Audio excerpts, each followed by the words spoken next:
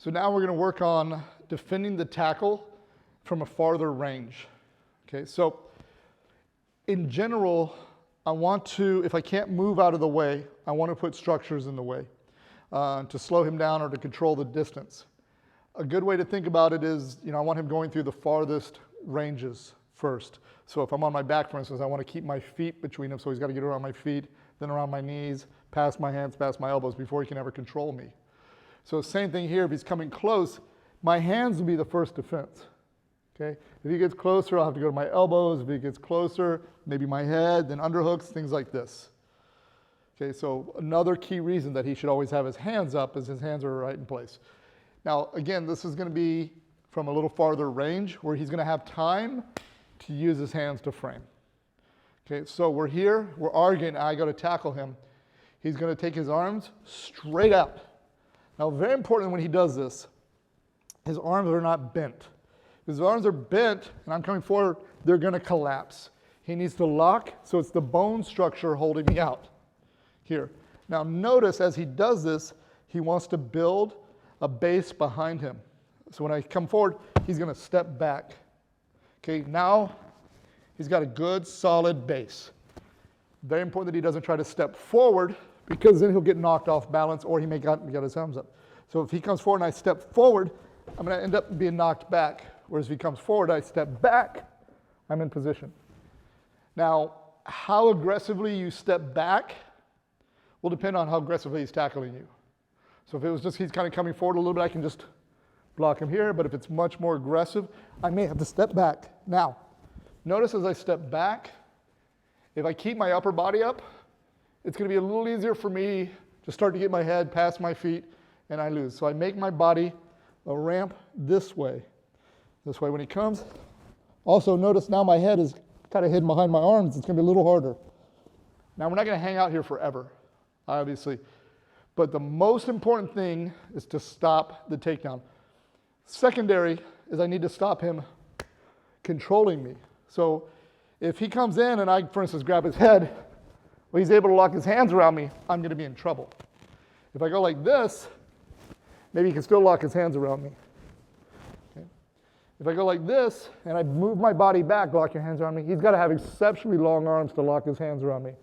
Because once he locks his hands around me, it's a different battle now. I've got to somehow break that hold. What I'm doing is denying him the hold in the first place.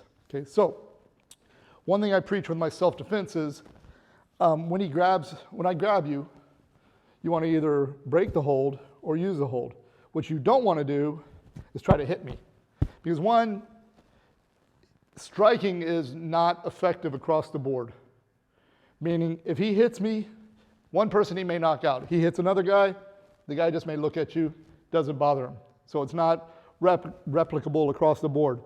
If he puts me in a guillotine choke or shoulder lock, doesn't matter who you are, eventually your shoulder will break or you go to sleep. Okay, there are no tough guys with chokes. Okay, so we want to make sure that if we are interested in striking, it's not when he's got a hold of me and I'm trying to punch within the striking. Because again, we assume he's bigger, stronger, faster. But when I do this, now he's got no hold of me. So I'm free to escape. So I can strike anytime I'm free. Okay, so if, for instance, he grabs my wrist, I don't want to punch now, but if I break the hold, now I can strike because I can always exit if I need to. Okay, so when he comes in and I block, once I've killed his takedown, I'm going to pick up my back leg. Do not do this if he's still driving and I'm still here. Now, if he drives and I feel like I'm starting to lose my balance, push, I can take a slight step back. Okay, because I don't want to keep pushing. I don't want to end up losing my balance. But once I feel like I've killed his takedown, here, I'm going to use, now I can go ahead and strike if I need to. I'm going to go with my knee, my back knee.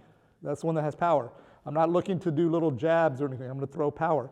My hands on his shoulders, I like to pull him in, okay? You can go to the head, but I'm not looking to get into a tie fight. I'm just looking to pull him in. My body comes forward. I'm not throwing my knee like this. My hips extend. My knee goes straight forward. So I'm here, I pull.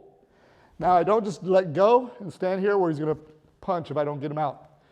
So I step back, I throw my knee. Now what I want to do is move myself away at the same time him. So as I put my leg down, I'm going to push him away, and I'm going to step my body back, okay? Because if I go like this, even though I throw my knee and I put my body back a little bit, I'm still in range. Again, everything in order. First thing is this. I stop the takedown. Once I'm comfortable, I pull a little bit, my hips extend, I push, and I back away, okay? So he's here, we're arguing a little bit. Let me have you do it, hands up. We're arguing a little bit, I try to grab him, here. Then he throws the knee, here. And as you practice this, I come in, I'm just gonna make an X to give him something to work with, okay? That is our basic long-range tackle defense with the knee strike.